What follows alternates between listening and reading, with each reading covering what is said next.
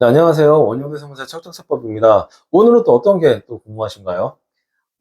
지방에 논밭을 보유하신 분이 문의를 주셨는데요. 이 자격농지 감면이라는 게 있잖아요. 네네. 그래서 그 대상이 되려고 농지대장과 인후보증서라는 걸 증빙 서류로 첨부를 하신다고 하는데, 음. 이렇게 하면 감면 대상이 되시나요? 아, 이게 많은 분들이 이제 이것도 저한테 많이 물어보시는데, 일단은 한 가지 확실히 말씀드릴 수 있는 게, 농지대장은 가장 기본입니다. 농지대장은 기본이고, 그 다음에 인후보증서는 필수 서류가 아니에요. 그래서 이제 만약에 농지대장하고 인후보증서만 가지고 감면 신청을 하면은 까일 가능성이 상당히 높아집니다. 어, 인생의 난이도가 막 올라가요, 진짜. 그래서, 이건 제가 좀 자세하게 설명 드릴게요. 먼저, 일단은 감면 요건을 갖다가 좀 설명을 드려야 되는데, 보통 자격 농지에 대한 양도세 감면이라고 합니다, 이게. 그러면은, 자, 여기서 이 짧은 제목에 여러 가지 요건이 숨어 있어요. 자격 농지이기 때문에 뭐 어떻게 해야 된다? 첫째로 작용을 해야 된다. 두 번째, 농지죠. 그럼 어떻게 돼? 양도 당시에 농지해야 된다. 맞잖아요. 그래서 이 두 가지가 요건이 충족이 돼야 된다. 그럼 이제 좀 더 자세하게 설명을 드리면 먼저, 어, 아까 말씀드린 대로 자격 농지에 대한 양도세 감면 같은 경우에는 비거주 안 됩니다. 거주자가 농지 소재지에 거주해야 돼요. 작용이 뭐냐면 노동력의 전체 농사 짓는 노동력의 2분의 1 이상을 농지 소유주의 노동력이 들어가야 되기 때문에 어떻게 될까요? 농지 옆에 붙어 살아야 돼요. 그래서 농지 소재지 또는 농지가 소지하는 시군구 지역 또는 바로 옆에 시군구 지역 아니면은 직선거리로 농지하고 30km 이내의 지역에서 거주해야 됩니다. 그래야 매일매일 왔다 갔다 하면서 어떻게 돼요? 농사를 지을 수가 있단 말이지. 그래서 이게 먼저 농지 소재지 거주 요건이고 두 번째가 뭐냐면 1년 작용한다고 되는 게 아니라 최소 8년을 작용해야 됩니다. 그래서 8년 작용이 필요해요. 그 다음에 마지막으로 농지 양도 당시에 농지로 사용해야 된다. 이 세 가지 요건이 필요합니다. 그 다음에 이제 아까 말씀드린 대로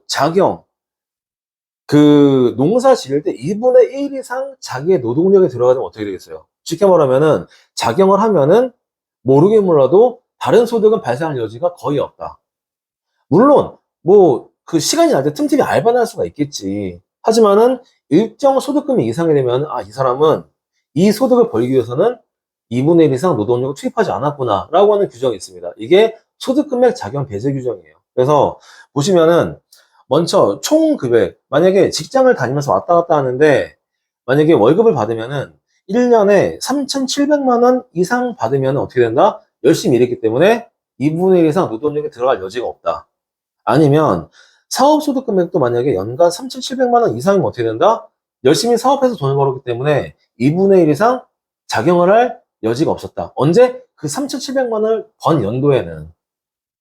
그래서 이게 하나가 있고, 그 다음에 이제 아니면은 뭐 총수익 금액이 기준금액 이상이 되면은 배제를 시킵니다. 그래서 이건 나중에 따로 생사님한테 상담 받아보시면 되고, 그 다음에 양도를 현재 농지해야 됩니다. 무슨 말이냐면 그 땅이 지목상으로는 나대지건 또는 맹지건 도로건 하천이건 뭐건 간에 실제로 농업에 사용해야 된다. 그래서 사실상 농지해야 된다. 이게 필요합니다.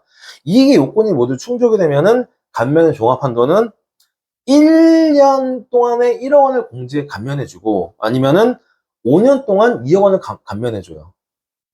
이게 이제 기본적인 자경 감면의 요건이고 더 중요한 거 아까 처음에 물어보셨던 농지 대장하고 인후보증서를 말씀하셨는데 보통 일정 면적 이상의 농지 같은 경우에 농지 대장에서 나옵니다. 나오는데 중요한 건 뭐냐면 농지 대장이 있다는 거는 1년에 한 번씩 읍사보소 면사보소에서 농지위원이 나와서 실제 농지 사용 실태를 파악을 합니다.